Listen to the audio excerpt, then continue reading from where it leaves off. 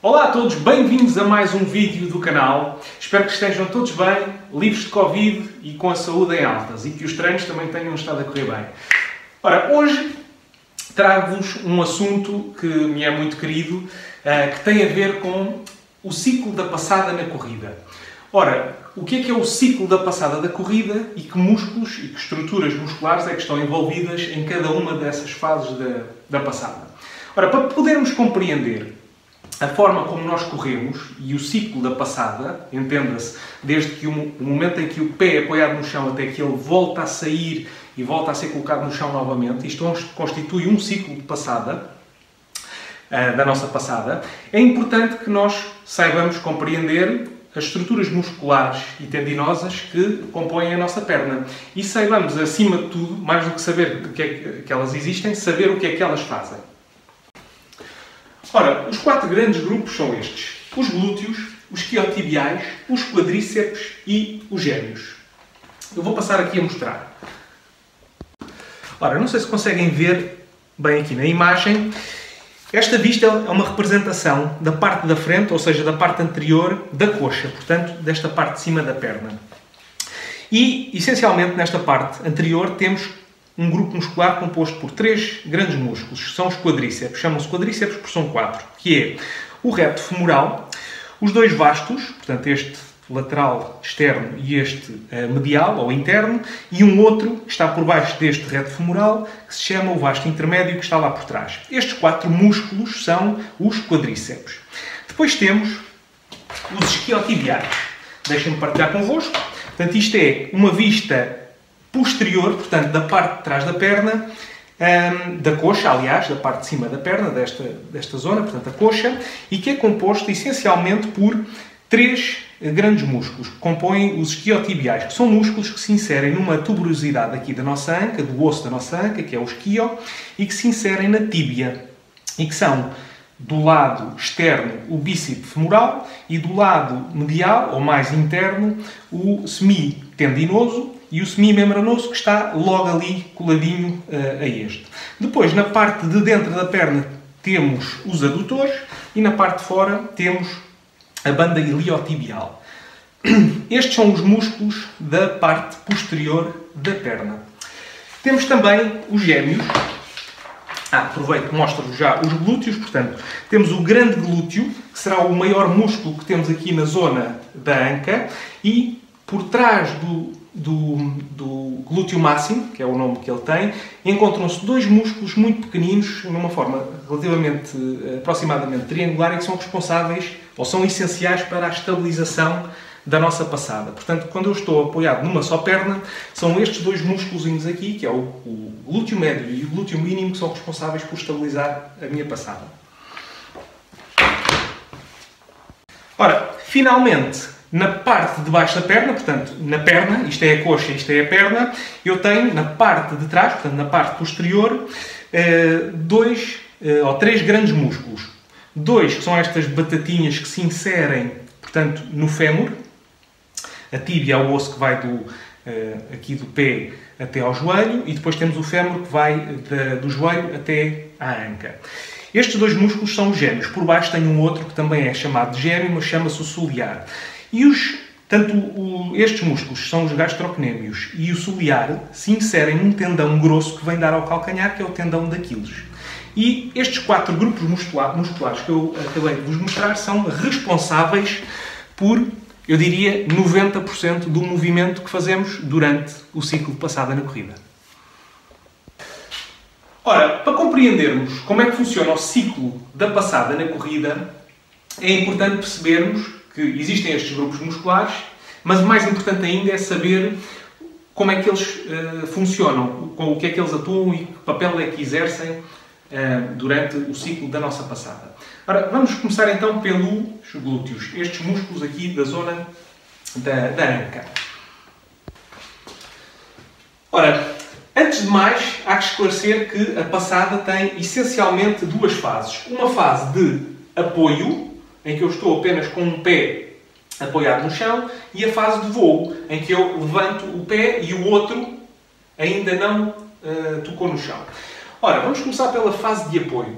Quando o meu pé toca no chão, seja com o calcanhar ou com a parte da frente do pé, há essencialmente uma transferência de energia, ou seja, uma transferência de peso, por via da energia cinética que eu levo, do movimento que levo, desde a parte posterior do meu corpo para a parte anterior, ou seja, a parte da frente.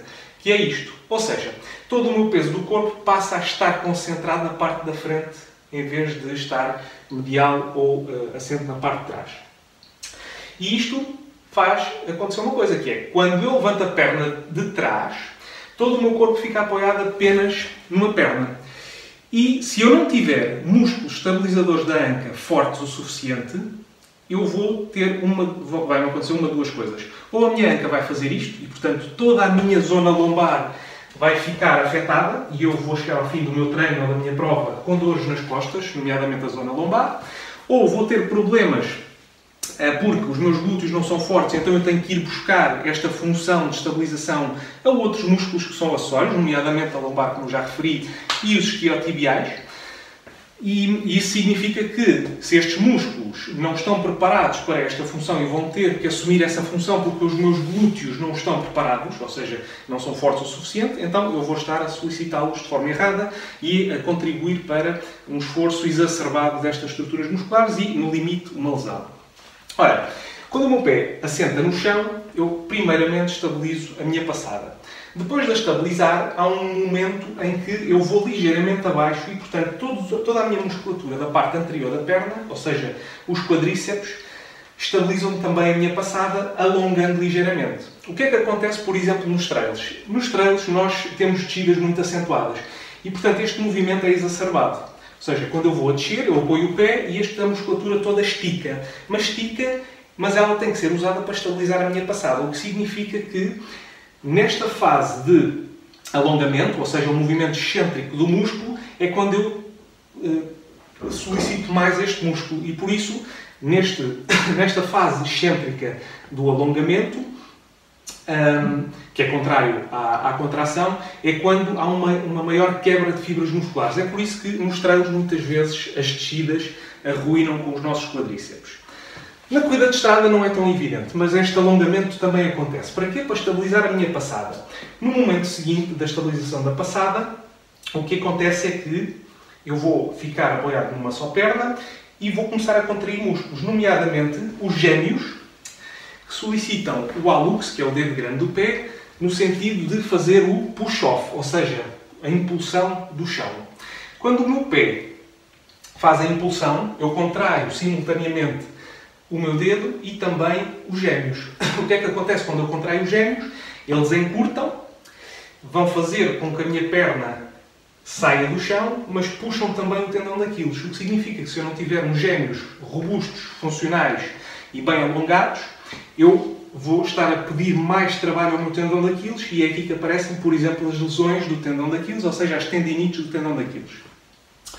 Ora, a fase seguinte da passada é quando todo o meu peso ou energia está transferida para a parte da frente, eu faço o push-off do chão e a minha perna é trazida por um misto de energia cinética e de contração destes músculos isquiotibiais, trazem-na para junto do meu rabo. E, portanto, fazem este movimento. Ora, estes músculos, se lembram, se nós não tivéssemos uns glúteos fortes, estes músculos eram usados para estabilizar a anca e, portanto, já estavam em contração desde este momento.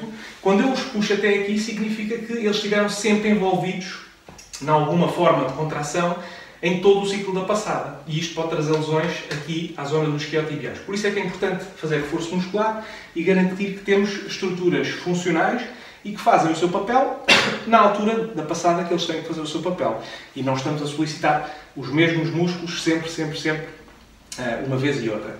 Porquê? Porque na passada, a passada dá-nos uma liberdade de os músculos contraem e depois relaxam. Contraem, relaxam. Se eu os contraio e nunca os relaxo, eles vão estar em permanente contração e é aí que aparecem contraturas. Há um encurtamento da massa muscular e eu depois começo a ter dores e começo a ter disfunção. Portanto, é importante saber como é que funciona a passada para podermos dar o melhor tratamento e fazer reforço muscular, alongamentos, tudo aquilo que consigamos fazer ao nosso organismo, ao nosso corpo, fazer de acordo com aquilo que é o conhecimento científico que temos na passada na corrida. Ora, quando eu contraio então estes músculos, trazem-me a perna para trás. Porquê? Estes músculos, como eu referi há pouco, são músculos que vêm daqui da tuberosidade isquial e se inserem na tíbia. A tíbia é este osso que vai desde o joelho até ao calcanhar, até ao pé. Quando eu contraio estes músculos, a minha perna é trazida para cima. Se eles estão inseridos aqui neste osso, quando eu os contraio, a minha perna é trazida para cima. E isto contribui para a fase de voo. Porquê? O meu pé levantou, a minha perna é trazida para a frente e o outro pé ainda não apoiou no chão. E, portanto, eu estou na fase de voo. Ou seja, não tenho nenhuma parte do meu corpo apoiada no chão.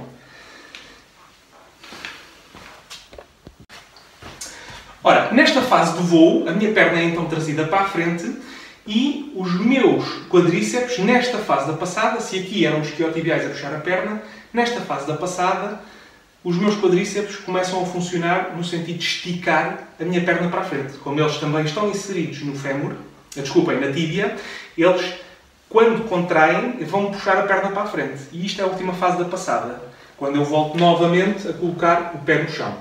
E este é um ciclo repetitivo na corrida, o que significa que durante uma corrida de 5 km, 10 km, uma maratona ou uma ultramaratona, eu vou estar permanentemente a repetir este ciclo. Se os meus músculos não estiverem a funcionar da forma que eles devem funcionar em cada fase da passada, por exemplo, como vos disse há pouco, se os meus isquiotibiais estiverem a compensar um problema que eu tenho nos meus glúteos e depois são usados para esta fase da passada e continuam a ser usados ao longo de todo o ciclo da passada, eles não vão descontrair. Significa que vão começar a contrair e formam-se as contraturas. E contraturas causam dor, causam disfunção do músculo e causam compensações do outro lado do corpo muitas vezes. Porquê? Se eu tenho um problema numa perna, dói-me esta perna, eu vou apoiá-la com alguma cautela e vou sobrecarregar a perna contrária. E ao sobrecarregar a perna contrária significa que vou começar a desenvolver problemas na outra perna. Muitas vezes, quando temos um problema numa perna, já é uma compensação de um outro problema que quisermos compensar. Ora, então, o que é que podemos fazer para garantir que nós temos uma boa passada de corrida e usamos os nossos músculos e os nossos tendões da forma certa e evitamos lesões? Bom, há aqui um conjunto de coisas que podemos fazer. Desde logo, o reforço muscular. Reforçar as nossas estruturas musculares, começando por ordem de prioridades. Eu tenho aqui um vídeo no canal, podem lá consultar. Chama-se reforço muscular. Funciona ou não funciona? Na minha opinião, humilde opinião, funciona. Por ordem de prioridades, fortalecer a região glútea, portanto, os glúteos máximos, e mais ainda o glúteo médio, que é um músculo muito pequenino, responsável por grande parte da estabilização da nossa passada. Depois, fortalecer os isquiotibiais, fortalecer os quadríceps e os gêmeos. Portanto, na minha opinião, por esta ordem de prioridades, embora todos sejam importantes e todos devam ser reforçados. Para além do reforço, que nos ajuda a garantir que os músculos fazem aquilo que têm para fazer e sabem ser ativados. Ora, para além do reforço muscular, o alongamento é muito importante. Acabar um treino e fazer alongamentos, ou seja, quando os músculos estão quentes e propensos a serem esticados, ajuda a eliminar contraturas, ajuda a eliminar pontos de tensão e ajuda a manter os músculos funcionais e flexíveis. Se não quiserem fazer após o treino porque não vos dá jeito, determinem um dia por semana e façam uma sessão um bocadinho mais alongada, de 20, 30 minutos. Aqueçam um bocadinho e façam alongamentos. Ajuda bastante. Ajuda também mobilizações articulares. Porquê? Porque ajuda os músculos e os tendões a saberem funcionar em conjugação com as articulações. E, essencialmente, é isto. Façam massagem regular, seja massagem desportiva ou automassagem. Também tenho aqui um vídeo que fala de algumas técnicas que podem usar em casa para fazer massagem e prevenir lesões.